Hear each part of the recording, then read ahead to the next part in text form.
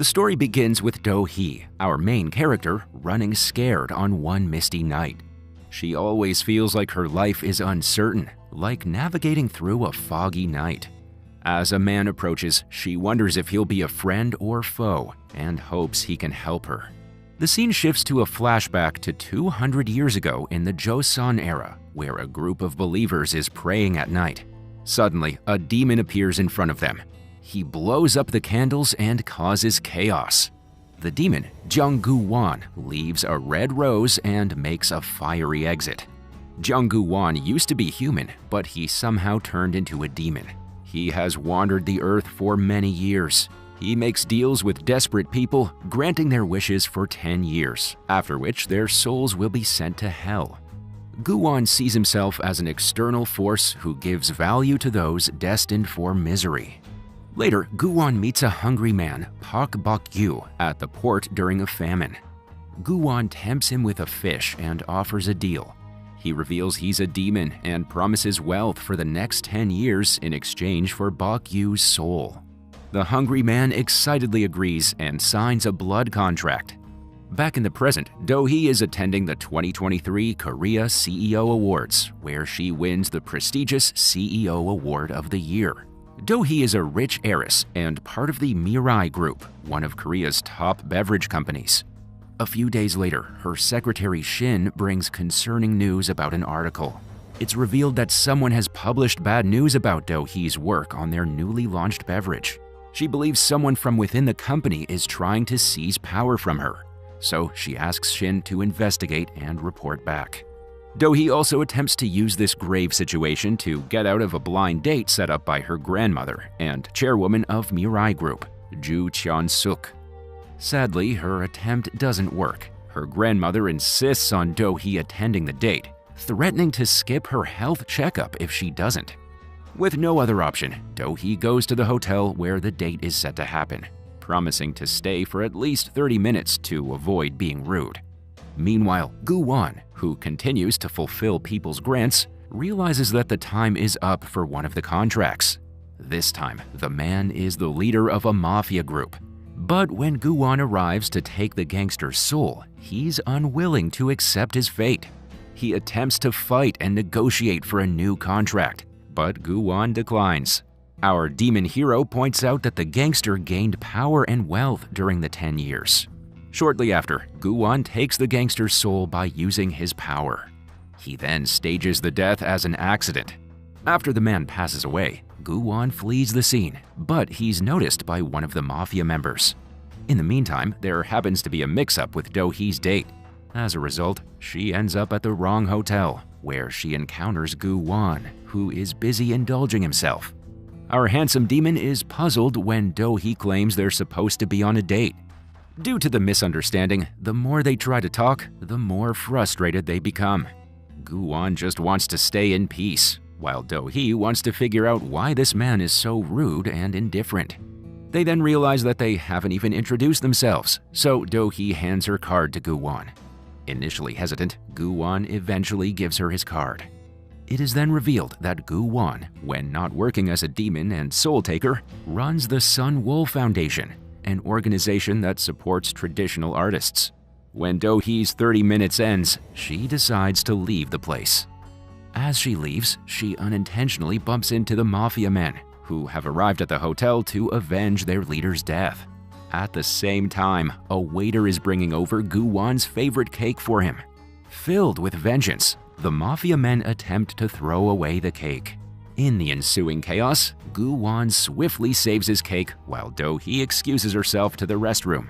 While Do-hee is in the restroom, Gu-won deals with the mafia men using his powers. He traps them inside a newspaper, but later lets them go, annoyed that they ruined his cake and interrupted his peaceful time. When Do-hee returns, she orders him to be less rude if they ever meet again. On her way back, Do-hee questions how her grandmother could set her up with such a rude person.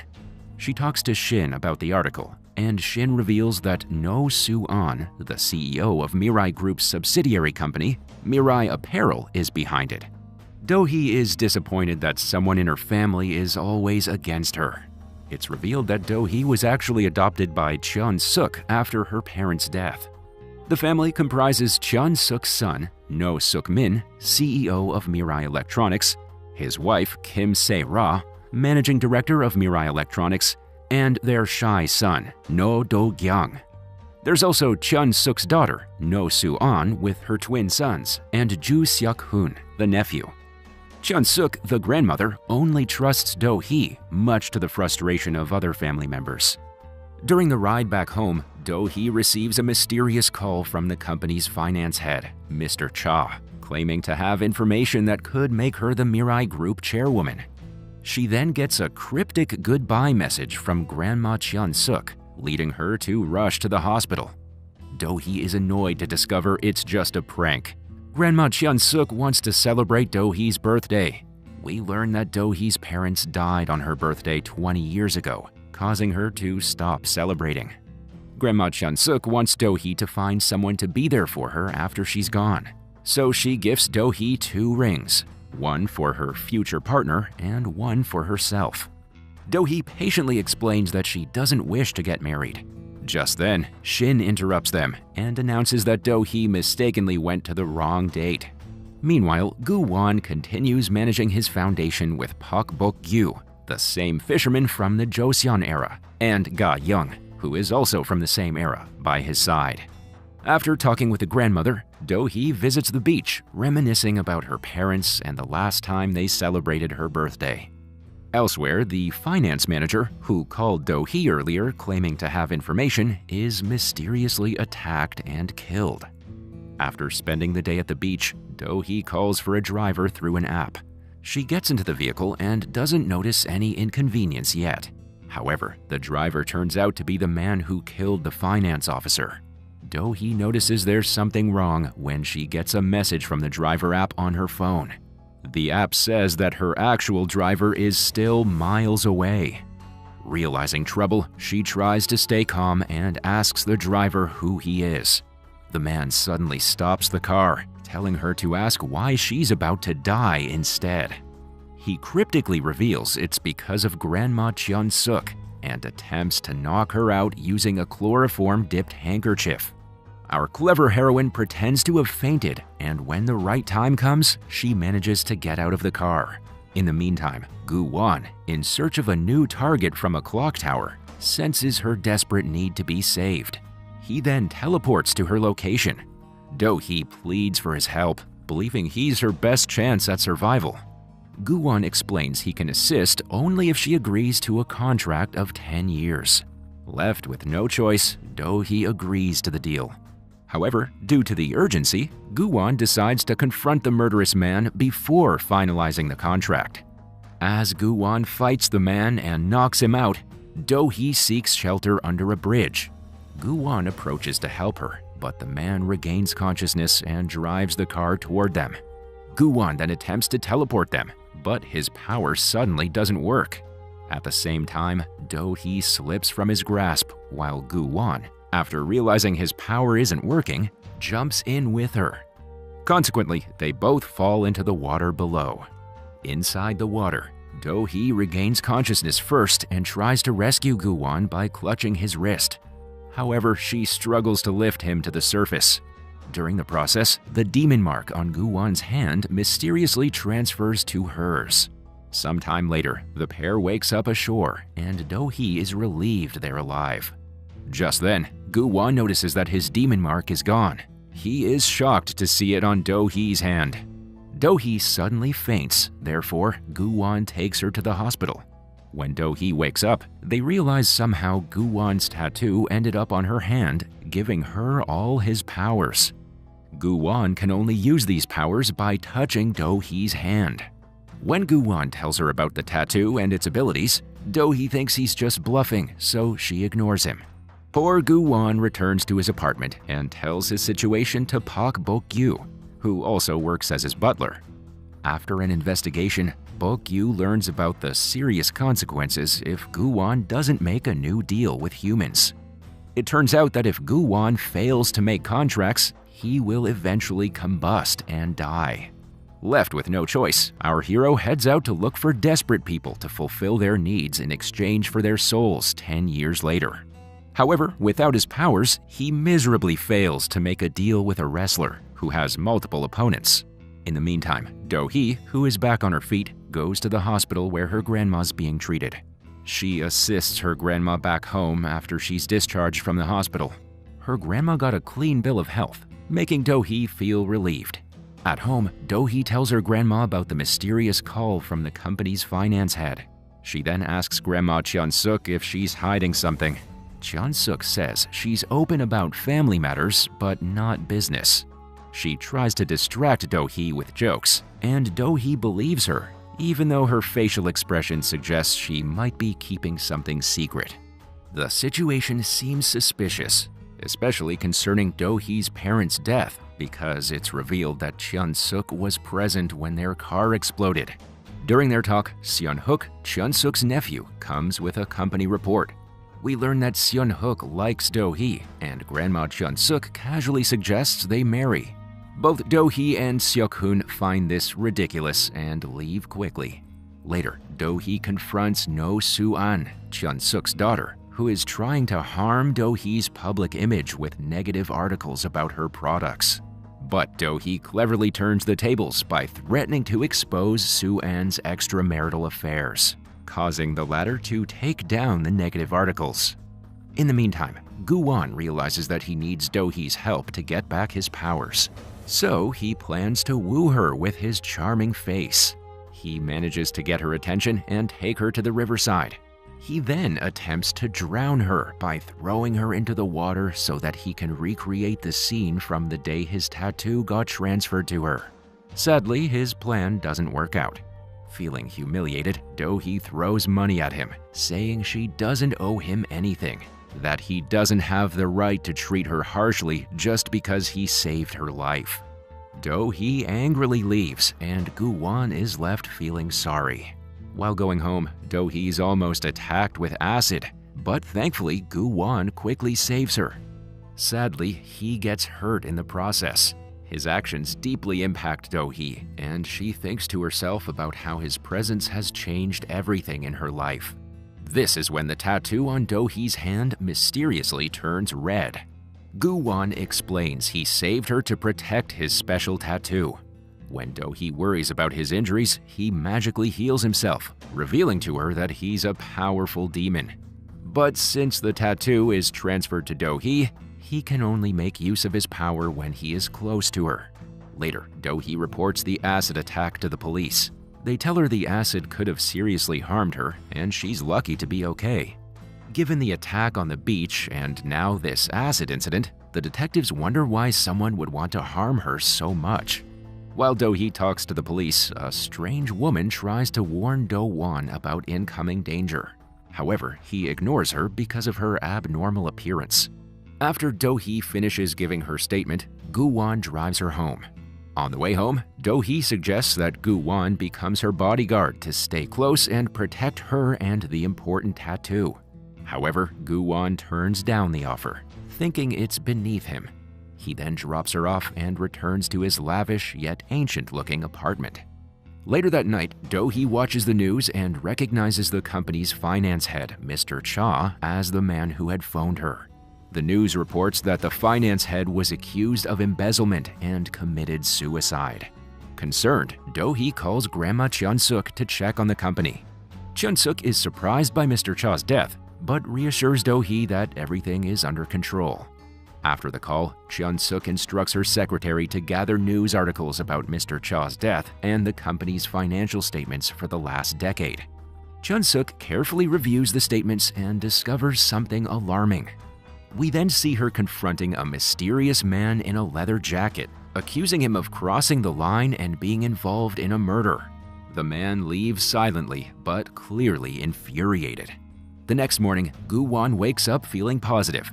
He tells Bo-gyu that he can retrieve his tattoo by recreating the situation from the night he lost it. Suddenly, his fingers catch fire, causing chaos. This only indicates that he's combusting soon if he fails to find human souls and make a contract with them.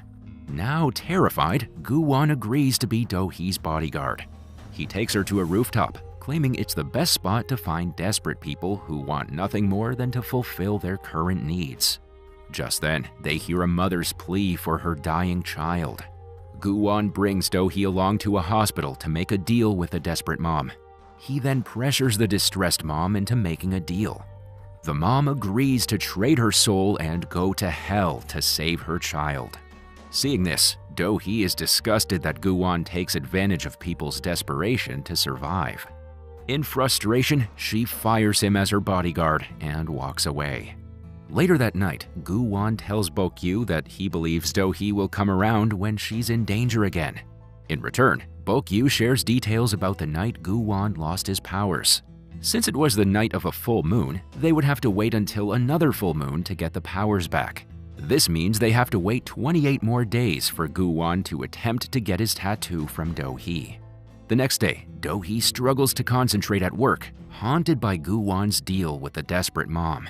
Meanwhile, her secretary Shin works on finding bodyguards for her.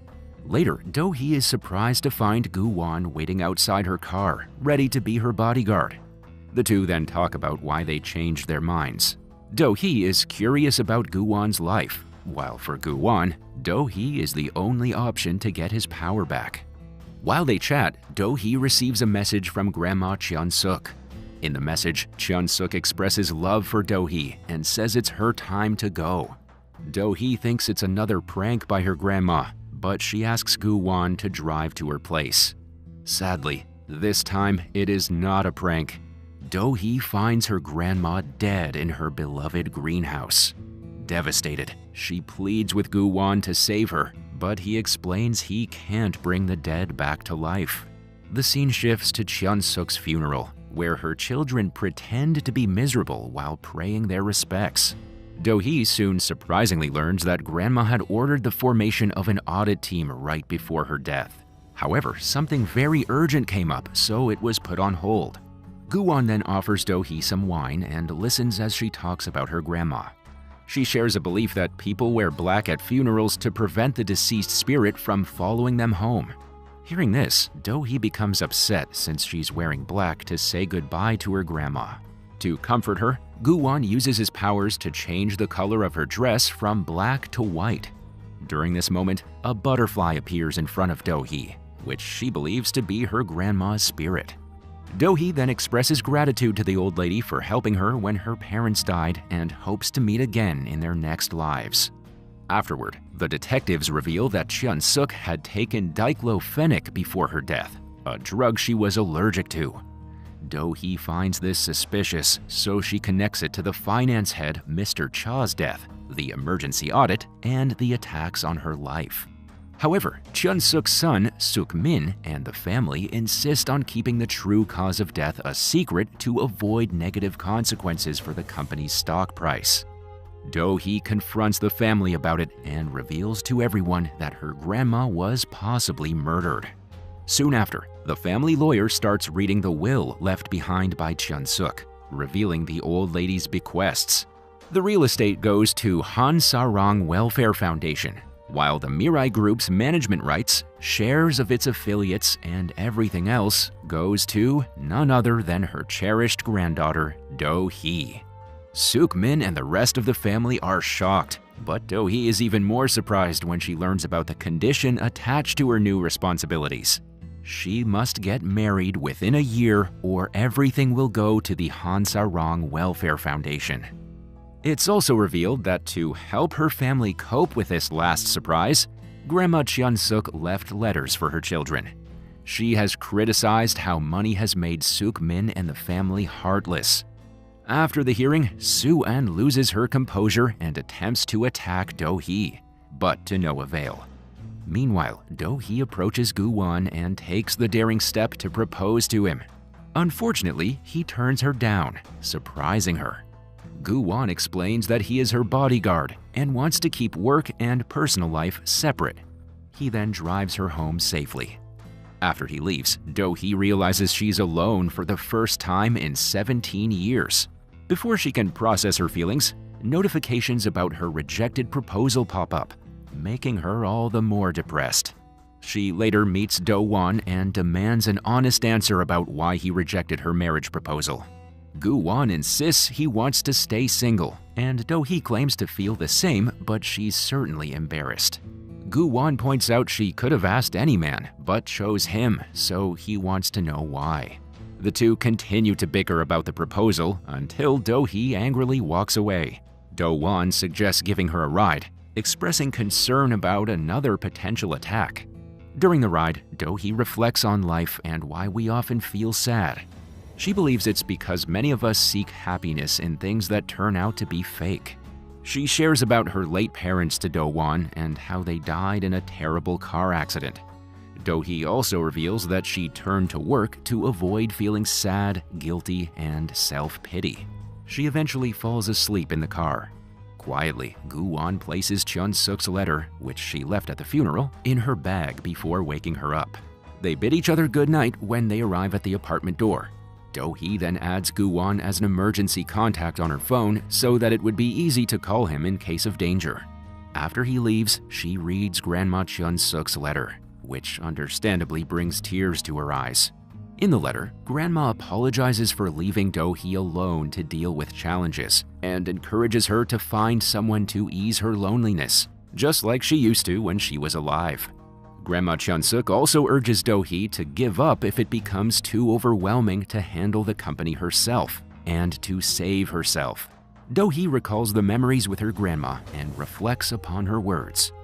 The following day, Suk-min refuses to allow Do-hee to perform a post-mortem on his mother's body. When she protests, Soo-an slaps her angrily. Despite the humiliation, Do-hee vows to uncover the truth and honor her grandma. In the meantime, the leader of the mafia gang, whose boss was murdered by Do-won, is determined to find and make him pay. Do-hee returns to work while Gu-won assists her. Our demon, who was once a human, somehow starts to remember more about his human life. He shares this realization with Bok-yu, who is worried because the return of these memories means Gu-won is slowly becoming more human, meaning he is losing his immortality. This concerns Gu-won, so he decides to stay close to Do-hee to recharge himself by touching the tattoo on her wrist. Do-hee soon notices Gu-won acting differently and is shocked to learn that he's using her as a charger. She doesn't let him hold her hands. Their argument back and forth continues till their ride back home. During this time, the mysterious woman from earlier, who had warned Do-won about imminent bad luck, sees them again. She continues to warn him cryptically, mentioning that good times are short-lived. The following day, Do-hee plans to go on a blind date set up by her secretary Shin with a man she was supposed to meet on the first day. Shin also informs her about obtaining CCTV footage from Grandma Chun-suk's house. Do-hee, with the help of a reluctant Gu-won, goes through the footage and considers using his powers to find the killer. Gu-won then makes her promise to help him get his tattoo back after finding the killer. He also convinces her to let him recharge anytime, anywhere. They sadly learn that Gu-won is unable to use his power to find the killer because he never saw the perpetrator's face due to his mask. Meanwhile, a man in a leather jacket visits Chun-suk's office and recalls their last conversation. In a flashback, we see that Grandma Chun-suk was disappointed in this man, mentioning how the apple never falls far from the tree. Before he left the place, he secretly swapped her medications. Back in the present, Do-hee realizes too late that someone has obtained the main CCTV footage of her grandma's house before her. She also learns that her grandma's laptop has been wiped clean, further stressing her suspicions. After work, Do-hee and Gu-won attend the company team dinner. Our handsome demon, who needs to recharge every now and then, repeatedly tries to hold Do-hee's hand, catching everyone's attention. He also refuses to drink as he's still on duty, while the others enjoy themselves. When everyone else is drunk, one of the colleagues questions why Gu-won rejected Do-hee. Gu-won confesses that he likes her, but humorously adds that liking pork doesn't mean marrying a pig. His response upsets Do-hee, so she angrily leaves the table. Just then, the mafia gang shows up and confronts Do-won for their boss's death. A fight soon breaks out, and a powerless Gu-won gets seriously injured. In the meantime, Do-hee frantically searches for him and tries to ring him. She eventually finds him about to be beaten to death. Seeing his pitiful condition, Do-hee courageously steps in to protect him, using pepper spray against all the attackers. Gu-won, moved by her willingness to defend him, grabs her wrist and asks if she knows how to tango. Confused, Do-hee questions why, and Gu-won explains that in tango, partners must trust each other. While this is happening, a mysterious man takes pictures of Gu-won miraculously healing his wounds after holding Do-hee's hands. Our hero then uses his power to lighten up the streetlights and magically makes the mafia gang dance to music. He and Do-hee also join the dance while, at the same time, he swiftly takes care of the attackers. The show ends with Gu-won holding Do-hee close and looking into her eyes as he wonders if he has fallen for her.